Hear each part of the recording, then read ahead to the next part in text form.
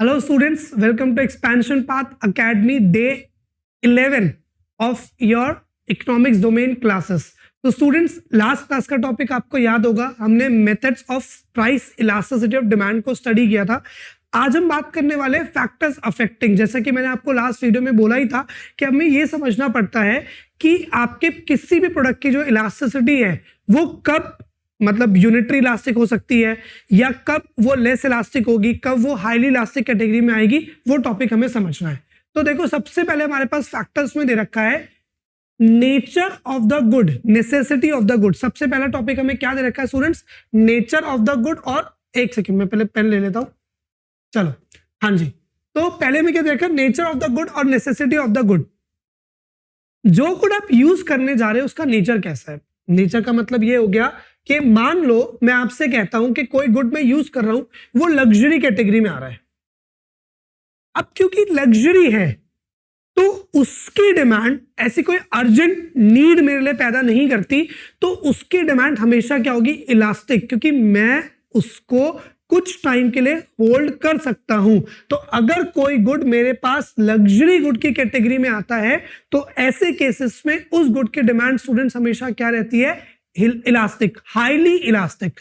लेकिन अगर उसी जगह पे कोई गुड मेरे पास, जैसे कि यहां पे लिखा हुआ है, नेसेसरी कैटेगरी में आ रहा है कि मुझको वो चाहिए ही चाहिए, उसके बिना भी फिलहाल काम नहीं बनेगा। आप लोग अपने डोमेन सब्जेक्ट्स के लिए प्रिपेयर कर रहे हो, आप लोग अपने प्री बोर्ड्स के लिए प्रिपेयर कर रहे हो, तो ऐसे टाइम पे आपको जो सैंपल पेपर्स है, रेफरेंस बुक्स हैं, वो चाहिए ही चाहिए। तो नेसेसिटी कैटेगरी में आ गई ना, तो उस केस में उसकी डिमांड हमेशा क्या रहेगी आपके लिए?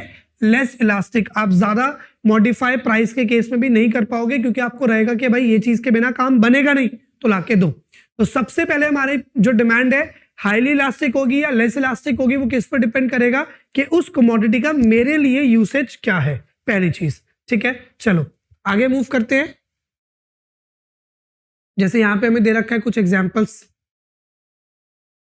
चलो, नंबर ऑफ सब्स्टिट्यूट्स। सो ये तो ऑलरेडी समझते हो, अगर कोई एक गुड के सब्स्टिट्यूट्स मार्केट में अवेलेबल है, लेट्स जस्ट से मैं आपसे कहता हूं कि दो गुड्स है स्टूडेंट, एक्स और वाई गुड है।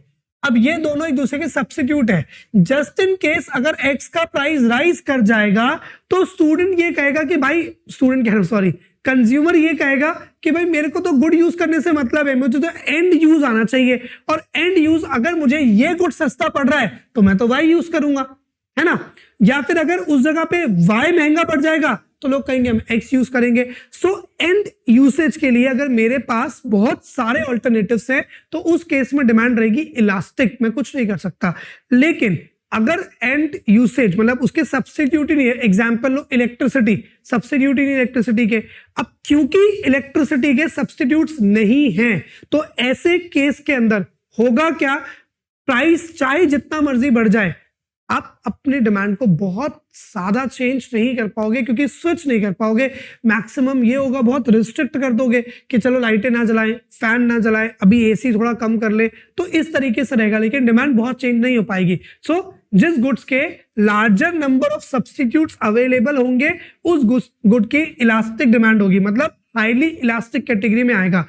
लेकिन वही कोई गुड जिसके आपके पास सब्स्टिट्यूट्स नहीं है, वो कौन सी कैटेगरी में आ जाएगा? वो लेस इलास्टिक कैटेगरी में आ जाएगा।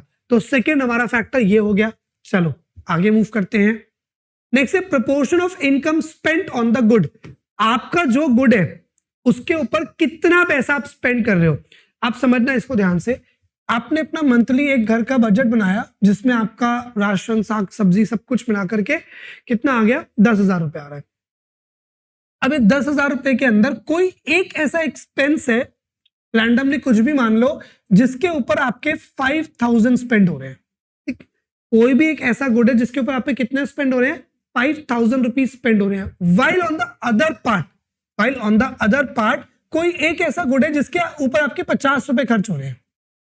एक गुड आपके टोटल बजट का 50% लेके बैठा हुआ है, राइट। और ऑन द अदर पार्ट एक गुड आपके बजट का ओनली 0.5% लेके बैठा हुआ है। अब अपना कैलकुलेशन करते वक्त आपको यह पता चला कि बजट सिर्फ 10,000 रुपए का था और जो खर्चा है वो 11-12 हजार रुपए तक के पहुंच गया है, और बाय एनी मीन्स आप अभी फिलहाल एक्स्ट्रा मनी अरेंज नहीं कर सकते।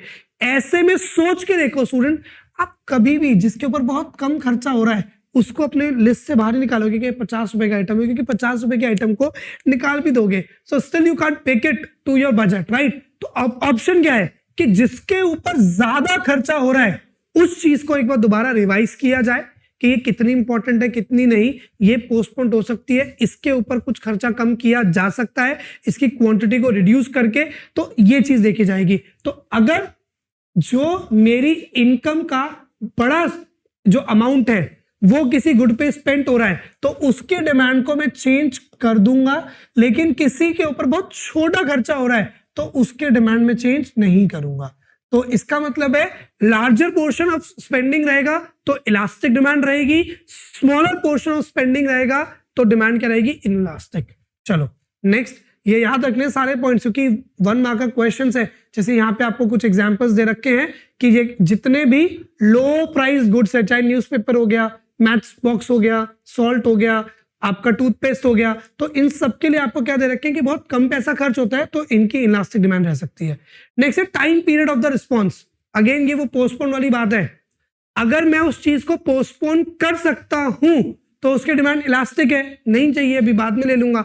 लेकिन अगर मैं उस गुड को पोस्टपोन नहीं कर सकता, मुझे अभी ही चाहिए, तो उस केस में डिमांड क्या रहेगी उसकी, इनइलास्टिक, है ना।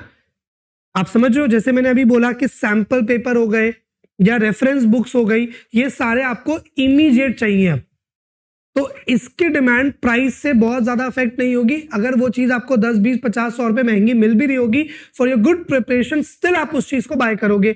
लेकिन वहीं उसी जगह पे कोई और चीज होती, मान लो कोई अप्रैल मई में आपको बोलता कि सैंपल पेपर ले लो, आप फिर भी वेट करते कि इतना महंगा भी क्यों लेना, टाइम थोड़ा रुक जाते बाद में ले लेंगे। तो अगर पोस्टपोन किया जा सकता है तो इलास्टिक डिमांड, पोस्टपोन नहीं किया जा सकता तो इनइलास्टिक डिमांड। चलो नेक्स्ट पे आ जाते हैं, इनकम लेवल। कंज्यूमर की इनकम लेवल से भी डिपेंड करता है कि उसकी डिमांड किसी चीज के लिए इलास्टिक होगी या inelastic. Let's just suppose you are earning good income, जैसे कि कहा जाता है कि अगर इंडिया में आप अराउंड पर मंथ 4.5 लाख के आसपास कमा लो तो आप इंडिया के टॉप 1% इनकम अर्नर्स में से आ जाते हो। कितना पर मंथ, अगर आप 4.5 लाख कमा लो तो इंडिया के टॉप 1% अर्नर में आप आते हो। मान लेता हूं कि आप पर मंथ 5 लाख रुपए कमा रहे हो, आप मार्केट में गए, कोई अरमानी की जीन्स दिखी आपको, कोई वर्साचे की जीन्स दिखी 15,000 20,000 की भी, क्योंकि पर मंथ आपकी इनकम 4 लाख 5 लाख रुपए के आसपास है तो वो 10-20 हजार की जीन्स आपको उतना अफेक्ट नहीं करेगी। ओके ठीक है ले लेते हैं। तो इनकम अगर ज्यादा होगी तो डिमांड हो जाएगी आपकी इन इलास्टिक। ध्यान से समझना, इनकम ज्यादा है तो डिमांड इन इलास्टिक है, क्योंकि इनकम ज्यादा होने पर कंज्यूमर अपनी चीजों को लेना चाहता है तो वो लेके रहेगा, वो ज्यादा कुछ खास उसको प्राइस अफेक्ट नहीं कर पाएगा। जबकि इनकम कम होगी तो कंज्यूमर कहेगा अच्छा ये चीज इतने की है, चलो कोई बात नहीं, डिस्काउंट का वेट करता हूँ, डिस्काउंट आएगा तब ले लूंगा, ये अभी इतनी जरूरत भी नहीं है, जब बहुत ज्यादा जरूरत अराइज होगी तब ले लूंगा। तो अगर इनकम कम होगी तो वो डिमांड को चेंज करेगा, क्योंकि उसको प्राइस एक बहुत कंसर्निंग फैक्टर लगेगा। इनकम ज्यादा पे उसे कोई फर्क नहीं पड़ता, वो लेगा। तो इनकम ज्यादा के केस में आपके डिमांड स्टूडेंट्स क्या रहेगी, in elastic means less elastic, और इनकम कम के केस में आपके डिमांड क्या रहेगी, इलास्टिक, हाईली इलास्टिक। थोड़ा प्राइस का चेंज आपका बड़ा डिमांड चेंज हो जाएगा। चलो वैसे ही हमारे पास आ गया number of uses of a commodity. एक गुड के यूजेस कितने हैं। अब अगर एक गुड का सिर्फ एक ही यूज है तो वो तो वही यूज होना है, तो अगर प्राइस उसका बढ़ गया या घट गया तो आप खुद सोच के देखो कि उसकी डिमांड को कितना ही चेंज कर लोगे। तो अगर एक गुड के एक या बहुत ज्यादा यूजेस नहीं है तो उसकी डिमांड इनइलास्टिक रहती है, क्योंकि यूजेस ज्यादा नहीं है। बट अगर उसकी जगह पे कोई और गुड है जिसके बहुत सारे यूजेस है, जैसे कि हम इलेक्ट्रिसिटी की बात कर लेते हैं, तो और वो महंगी हो जाए तो बहुत रिस्ट्रिक्ट कर दिए जाएंगे उसके यूजेस को कि नहीं इस चीज में यूज नहीं करेंगे, इधर यूज नहीं करेंगे, क्योंकि बिल बहुत ज्यादा आता है। तो नंबर ऑफ यूजेस पे भी डिपेंड करता है कि गुड की इलास्टिसिटी जो है वो क्या रहेगी, राइट। इसमें एक पॉइंट मेंशन नहीं है यहाँ पे, हम प्राइस इनकम लेवल के साथ प्राइस लेवल भी समझ लेते हैं। प्राइस लेवल से भी गुड की इलास्टिसिटी डिसाइड होती है। कैसे, प्राइस बहुत ज्यादा है, जाहिर सी बात है कि डिमांड क्या रहेगी, इलास्टिक। प्राइस बहुत कम है, जाहिर सी बात है क्या रहेगी demand, less elastic. So these all are the factors student जिसकी वजह से कंज्यूमर की जो डिमांड है वो इलास्टिक या इन इलास्टिक कैटेगरी में फॉल करती है। हाँ, एक पॉइंट और मिस हो गया, habits of the consumer. Consumer की जो हैबिट है उससे भी डिमांड इलास्टिक या इनइलास्टिक कैटेगरी में जाती है। Let's just say someone is habitual of something, तो ये तो लॉ ऑफ डिमांड का एक्सेप्शन भी हो जाता है। अगर हैबिट है तो प्राइस बढ़ भी जाएगा, तो still the consumer will consume that commodity. तो अगर किसी चीज की आपको हैबिट है, एडिक्शन टाइप है, तो उस केस में आपकी डिमांड इन इलास्टिक रहती है, चेंज नहीं होगी। लेकिन वहीं अगर आपके पास उस चीज की इतनी आदत नहीं है, जस्ट कि आप कंज्यूम करते हो, नहीं भी मिलेगा, प्राइस बढ़ेगा तो आप होगे फिलहाल छोड़ो, जब बाद में सस्ता होगा तो देखेंगे। तो these all are the factor student जो आपकी किसी भी कमोडिटी की डिमांड को हाईली इलास्टिक, लेस इलास्टिक की कैटेगरी में प्लेस करते हैं, है ना। तो हमारे पास 1 मार्क का क्वेश्चन में कोई भी केस स्टडी, कोई भी क्वेश्चन लिखा आ सकता है जिसमें आपसे फर्दर पूछा जा सकता है कि ये बताओ कि इस गुड की डिमांड जो है वो इलास्टिक या इलास्टिक किस कैटेगरी में फॉल करेगी। चलो, होपफुली आपको ये वाला टॉपिक भी समझ में आ गया होगा। तो स्टूडेंट्स 11 डे हो गए, डे 11 तक में हमने आपकी पूरी 2 यूनिट्स को कंप्लीट कर लिया है। अब बस नेक्स्ट डे में हम बात करेंगे किसकी, इन पूरे यूनिट के जो इंपॉर्टेंट क्वेश्चन है, प्रीवियस ईयर क्वेश्चन है उसकी, and then will move on to the next unit. Hopefully आप लोगों को सब कुछ समझ में आ रहा होगा और मजा भी आ रहा होगा वीडियोस को, और ऐसा है तो प्लीज जितना ज्यादा हो सके इन वीडियोस को शेयर करना, चैनल को सब्सक्राइब करना और कमेंट जरूर करते रहना। थैंक्स।